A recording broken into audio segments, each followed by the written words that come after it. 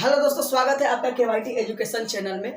कल डे 2 के क्लास में मैं आप लोगों को आवेश क्या है, आवेश के गुण क्या है, आवेश किस नियम पे काम करता है और आवेश का ऐसा ही मात्रा क्या है, इन सब के बारे में मैंने बताया था। तो जो विद्यार्थी अभी तक डे 2 का क्लास नहीं किए हैं और नए नए उनका नाम जुड़ा हुआ है, वो कृपया करके केवाईटी एजुकेशन चैनल पर जाएँ, उस चैनल को सब्सक्राइब करें और बेल आइकन का बटन भी दबा दें और डे 2 का वीडियो देख ले। जो डे 2 का वीडियो नहीं देखे वो डे 1 का देखिए, यानी कि डे 1 पहले देखिए, डे 2 उसके बाद डे 3 का वीडियो आपको अच्छे तरीके से समझ में आएगा। तो आप लोग कंटिन्यू और लगातार तैयारी कीजिए।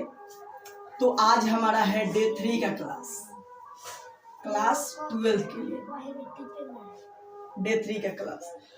तो कल के क्लास में मैंने आवेश के बारे में जो भी चीज बताया था, उसी में से आज एक नया टॉपिक है हमारा कूलाम का नियम। कूलाम का नियम ये काफ़ी इंपॉर्टेंट टॉपिक है क्लास 12 के एग्जाम के लिए, यानी कि बोर्ड के एग्जाम में कितनी बार ये पूछा जा चुका है, आप लोग इसके बारे में सुना भी होगा।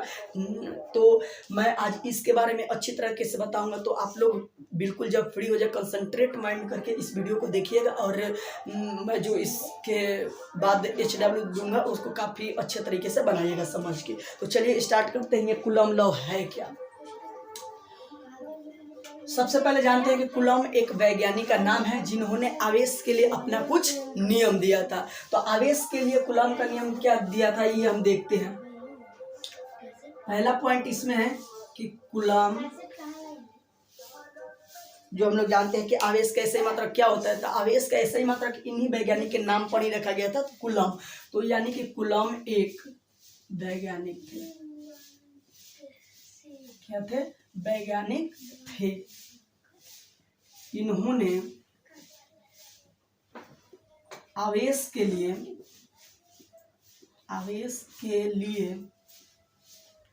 दो नियम दिए थे। कितने नियम दिए थे?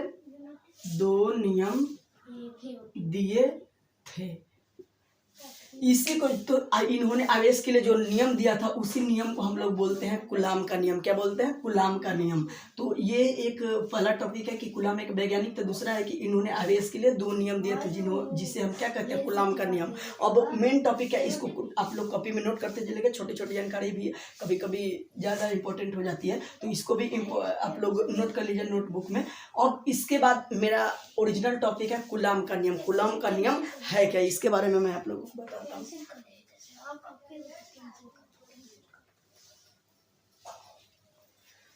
हम पढ़ रहे हैं यहाँ पे कूलाम का नियम। तो इसके देखिए यहाँ पे क्या है, इन्होंने दो आवेशों के लिए जो नियम दिया था उसमें था कि एक आवेश हमारा यहाँ पे स्थित है, दो आवेश स्थित है, ठीक है। इसका नाम हम रख दिए Q1, आवेश को Q से सूचित करते हैं, इसको Q2। मान लीजिए कि दो आवेश है, ठीक है। इन दोनों आवेश के जो बीच की दूरी है यहाँ से, वो है हमारा R। क्या है? दो आवेश है, कुछ दूरी पे रखा गया है इन दोनों आवेशों को, ठीक है।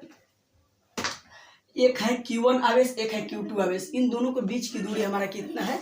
R है। तो कूलम ने, अब यहां से लिखेंगे कि कूलम ने आवेश के लिए दो नियम दिया था, जिसमें से पहला देखिए क्या दिया था इन्होंने कूलम का नियम, कि दो आवेशों के बीच, दो आवेश मतलब इसमें दो आवेश है, आपको दिख रहा है, तो दो आवेशों के बीच लगने वाला बल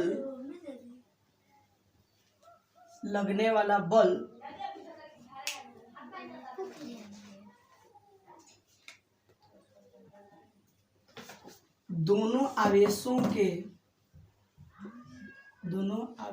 के गुणनफल के समानुपाती होता है।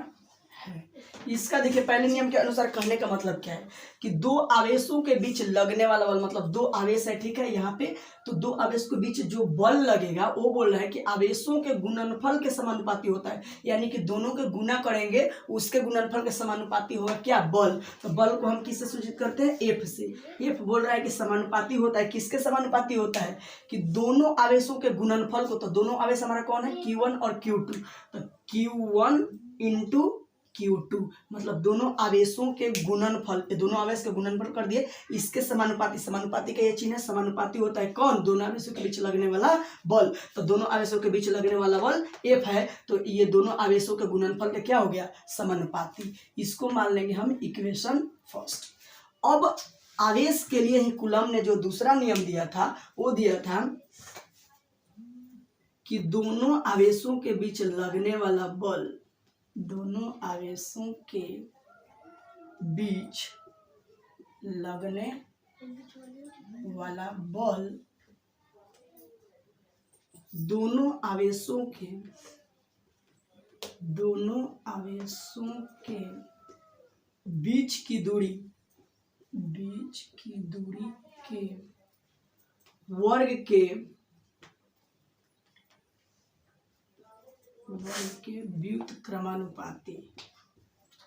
व्युत्क्रमानुपाती होता है। इसको समझते हैं। इसमें बोला है कि दोनों आवेशों के बीच लगने वाला बल, तो लगने वाला बल हमारा क्या है, एफ है, ठीक है। इसमें दे रहा है कि दोनों आवेशों के बीच लगने वाला बल आवेशों के बीच की दूरी क्या है, आर, इसके वर्ग के व्युत्क्रमानुपाती, मतलब दोनों आवेशों के बीच की दूरी के वर्ग के व्युत्क्रमानुपाती 1/r²। देखिए क्या बोल रहे हैं कि दोनों आवेशों के बीच लगने वाला बल, तो लगने वाला बल लिख दिए, लेकिन जब समानुपाती बोलेगा तो ऊपर ही लिखेंगे, जब व्युत्क्रमानुपाती बोलेंगे तो उसी चीज को एक के बट्टा में करके लिखेंगे। तो व्युत्क्रमानुपाती बोला है तो एक के बट्टा में करके लिखेंगे, तो किसको एक के बट्टा में करेंगे, दोनों आवेशों के बीच की दूरी के वर्ग।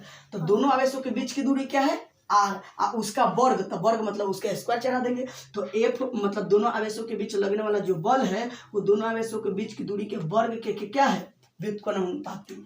तो ये हो गया हमारा इक्वेशन 2। इन्होंने अब देखिए इन दोनों को मिला के जो कैलकुलेशन करके और बल का मान निकाला था, यानी कि कूलम ने आवेश के लिए दो नियम दिया था, ये तो फाइनल है। अब है पहला है कि दो आवेशों के बीच लगने वाला बल दोनों आवेशों के गुणनफल के समानुपाती होता है। तो देखिए समानुपाती और व्युत्क्रमानुपाती में अंतर क्या है मैं बता देता हूँ आप लोगों को। एफ बल है, एफ समानुपाती आवेश क्या है, यानी कि बल बढ़ेगा तो हमारा आवेश क्या होगा, बढ़ेगा। अगर आवेश बढ़ेगा तो क्या होगा, बल बढ़ेगा, मतलब ऊपर ऊपर दोनों रहेगा तो ये बढ़ेगा तो ये बढ़ेगा। अगर बल घटेगा तो आवेश क्या हो जाएगा, घटेगा, यानी आवेश घटेगा तो क्या होगा, बल भी घटेगा। लेकिन इसके ठीक ये विपरीत होता है। अगर ये व्युत्क्रमानुपाती बोल दिया तो अगर बल बढ़ रहा है तो उनके बीच की दूरी क्या होगी, घटेगी। अगर उनके बीच की दूरी बढ़ेगी तो ये एफ क्या होगा, यानी बल क्या होगा, वो बढ़ेगा। मतलब ये व्युत्क्रमानुपाती मतलब ठीक उसके उल्टा। तो अब इन दोनों को हम चलते हैं, ये समीकरण 1 और 2 से समीकरण 1 और 2 को बनाते हैं। तो देखिए दोनों में एफ एफ मिल रहा है तो एक एफ लिख देंगे, दोनों में समानुपाती है तो समानुपाती लिख देंगे। अब देखिए Q1 इंटू Q2, मान लीजिए ये साइड में हम यहाँ पे दिखाते हैं आप लोगों को, थोड़ा सा यहाँ पे देखिएगा, Q1 इंटू Q2, इसी में हम गुना करेंगे 1/r² से। जब गुना करेंगे तो इसकी मान क्या हो जाएगी, Q1 इंटू Q2, एक से गुना करेंगे तो इतना ही हो जाएगा। अब बट्टा में आ गया क्या, r²। तो देखिए इसको लिखे हम कैसे, समीकरण 1 और 2 से। तो एफ दोनों साइड में है तो एफ लिख दिए, इधर भी समानुपाती है इसमें भी समानुपाती है तो एक समानुपाती लिख दिए। और जब Q1 इंटू Q2 को हम 1/r² से गुना करेंगे तो इसमें 1 से गुना करेंगे तो इतना ही हो जाएगा, और नीचे r² है तो r² लिख दिए। अब एफ बराबर, ये कभी भी समानुपाती हटता है तो एक कांस्टेंट आता है, क्या आता है, कांस्टेंट। तो इसमें आएगा कांस्टेंट हमारा k आएगा, और बाकी बच गया Q1 इंटू Q2 बटा r²। यही होता है हमारा कूलम का नियम। यानी कि कूलम ने आवेश के लिए जो नियम दिया था F equal to K into Q1 into Q2 by r², जहां F क्या है, दोनों आवेशों के बीच लगने वाला बल, दोनों आवेशों के बीच लगने वाला बल F तो मालूम चल गया। अब Q1 क्या है, Q1 क्या है हमारा पहला आवेश। यहाँ फोक्स के कारण आप लोगों को दिखाई नहीं दे रहा, मैं जो बोल रहा हूँ उसको सुन लीजिएगा कि Q1 क्या है, तो पहला आवेश क्या है हमारा पहला आवेश। Q2 क्या है, तो इसको बोलेंगे हम दूसरा आवेश, ये दूसरा आवेश है, दूसरा आवेश।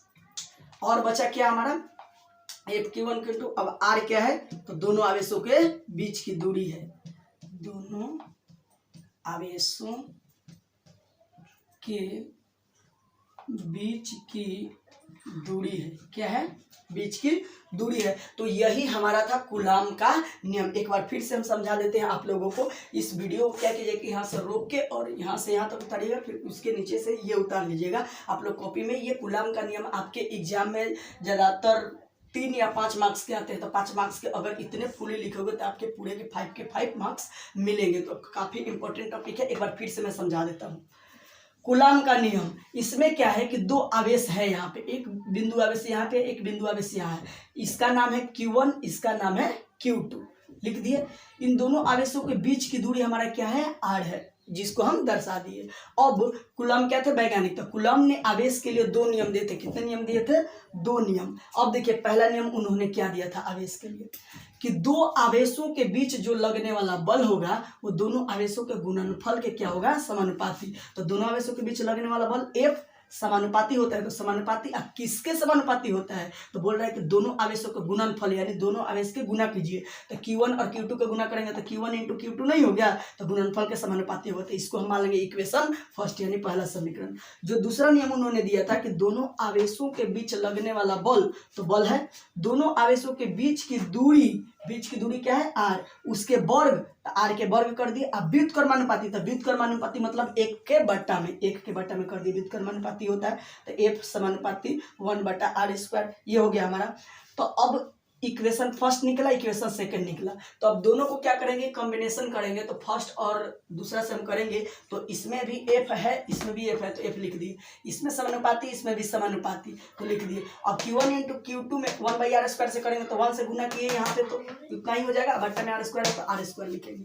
अब F जब भी समानुपाती हटता है और इक्वल टू आता है, तो वहाँ पे एक कॉन्स्टेंट कुछ भी आता है। तो इसमें जो बल के लिए है कूलाम के नियम में, उसमें K आता है, तो K कांस्टेंट हो गया। अब Q1 इंटू Q2, तो Q2/r², तो r²। यही हमारा मेन क्या है कूलाम का नियम। इससे संबंधित अब छोटी जो जानकारी है उसको मैं इसके बाद बता रहा हूँ। तो इसमें क्या कीजिए कि आप लोग वीडियो को स्टॉप करके और इसको पूरा कॉपी में अपने नोट कर लीजिए। इसको वीडियो समझ में ना आए तो थोड़ा सा वीडियो को पीछे कर करके पूरी बात ध्यान से सुन के और अच्छा से ये कॉन्सेप्ट क्लियर करें कि क्योंकि ये 3 मार्क्स या 5 मार्क्स का क्वेश्चंस आता है आपके 12th के एग्जाम के पेपर में। तो वीडियो को रोक के इसको लिख लीजिए। इसके बाद इसमें जो छोटी जानकारी मैं बता रहा हूँ, अब देखिए अब ये मिटा देता हूँ। ये कूलाम का नियम हो गया। अब इससे संबंधित छोटी छोटी जो बातें इसको मैं बता रहा हूँ।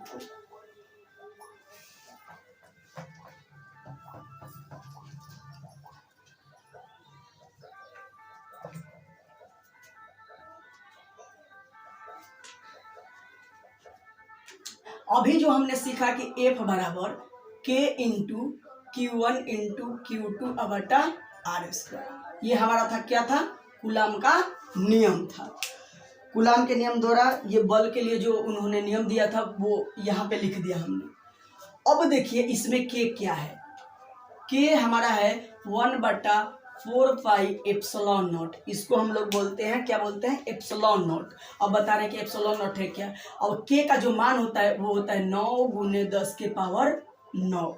क्या होता है, 9 × 10⁹। ये K की वैल्यू होती है, यानी कि इसको वैज्ञानिक लोगों ने अपने डिफाइन करके निकाला। इसकी मान कितना है, 9 × 10⁹। अब इसमें जो प्रश्न आप 4 पता है आप लोगों को, पाई क्या है, तो पाई 22/7 इसकी मान होती है। और ε0 क्या है, तो ε0 को बता रहा हूं मैं, इसको बोलते हैं विद्युतशीलता।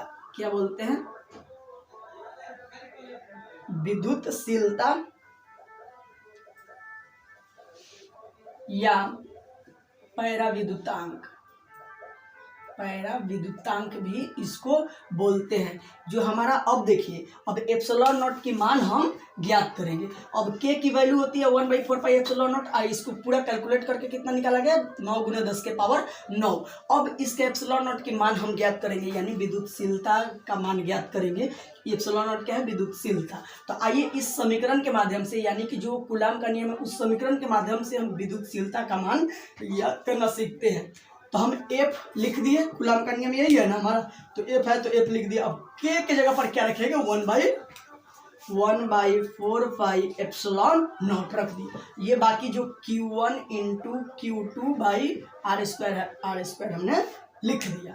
अब देखिए यहाँ पे क्या करेंगे हमें तो एप्सिलॉन नॉट का मान ज्ञात करना है। समीकरण आप सबको आता है, इक्वेशन आता है, तो इक्वेशन के अनुसार एप्सिलॉन नॉट को अलग कर देंगे हम। तो देखिए एप्सिलॉन को, तो जब भी समीकरण ऐसे आ जाए, इसके बट्टा में भी 1 होता है, बट्टा में 1 होता है किसी भी चीज के।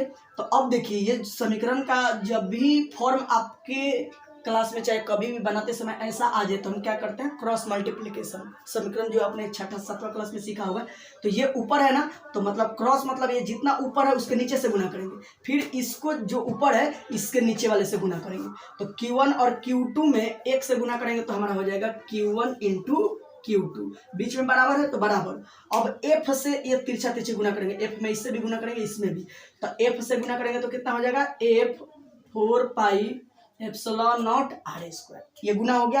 अब हमें तो सिर्फ एप्सिलॉन नॉट का मान ज्ञात करना है ना, विद्युतशीलता का मान ज्ञात करना है, तो इसको छोड़ के बाकी सबको इस साइड ला लेंगे, ठीक है। तो देखिए क्या करते हैं, Q1 × Q2, आइए हमें एप्सिलॉन नॉट को इधर ही छोड़ना है, ठीक है। एप्सिलॉन नॉट को इधर छोड़ के बाकी सबको इधर लाना है। तो F किस चीज में है, गुना में, तो F आ गया भाग में। 4π क्या है, गुना में, तो 4π भी भाग में आ गया। अब r² क्या है, गुना में, तो इधर भी भाग में, यानी कि एप्सिलॉन नॉट हमारा क्या हो गया, हट गया। अब निकालते हैं हम SI मात्रक। यहाँ पे किस चीज का निकालेंगे, SI मात्रक, विद्युतशीलता का,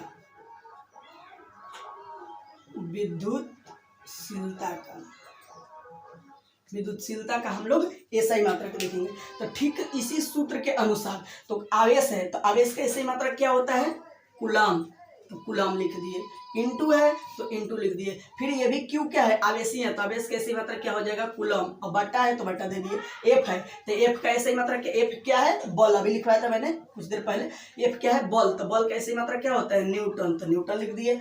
4π है, इसका ये तो कोई डिजिट नहीं है, अंक नहीं है, तो अब अंक का तो कोई SI मात्रक नहीं होता। अब बचा आर, आर क्या है हमारा, दूरी, तो दूरी का SI मात्रक क्या होता है, मतलब इन दोनों के यानी कि कोई लंबाई है तो लंबाई का SI मात्रक क्या होता है, मीटर, मीटर से नापते हैं तो मीटर। स्क्वायर है तो स्क्वायर। अब इसको थोड़ा डिफाइन करेंगे तो क्या हो जाएगा, कूलम, कूलम क्या हो जाएगा, कूलम स्क्वायर बट्टा न्यूटन मीटर स्क्वायर। एक फॉर्म ऐसे बता सकते हैं, SI मात्रक ये हो गया। विद्युतशीलता का SI मात्रक क्या होगा, कूलम स्क्वायर बट्टा न्यूटन मीटर स्क्वायर, ऐसे भी इसको बोल सकते हैं, या ऐसे बोलेंगे coulomb square by newton metre square, ऐसे भी बोल सकते हैं। या एक ऐसे बोलेंगे कि कूलम स्क्वायर न्यूटन के पावर जो प्लस में है तो बटा के ऊपर में जाता है तो माइनस में 1 हो जाएगा। ये मीटर 2 है तो इसका पावर भी माइनस में हो जाएगा। तो एक SI मात्रक ये भी होता है, इसको पढ़ने का तरीका हम बता देते हैं। एक SI मात्रक ये भी हुआ, एक उसी को लिखने का अलग अलग फॉर्म है, सब एक ही, कूलम स्क्वायर बट्टा न्यूटन मीटर स्क्वायर, ऐसे भी कह देंगे हम विद्युतशीलता का SI मात्रक। या इसको ऐसे करेंगे coulomb square by newton metre square, ऐसे भी कह देंगे। या कूलम स्क्वायर पर न्यूटन, इसको पढ़ते हैं पर न्यूटन पर मीटर स्क्वायर। तो अभी आप लोगों को पता चला कि एप्सिलॉन नॉट क्या है, तो विद्युतशीलता, विद्युतशीलता का SI मात्रक हमने फॉर्म के द्वारा यानी कि उसके सूत्र के द्वारा हमने SI मात्रक निकाला। अब वैज्ञानिक लोगों ने जो एप्सिलॉन नॉट का मान निकाला है, एप्सिलॉन नॉट का यहाँ पे जो मान निकाला है उन लोगों ने 8.85 गुने 10⁻⁻12 कूलम स्क्वायर पर न्यूटन पर मीटर स्क्वायर, ये हमारा विद्युतशीलता का वैज्ञानिक द्वारा निकाला गया मान है।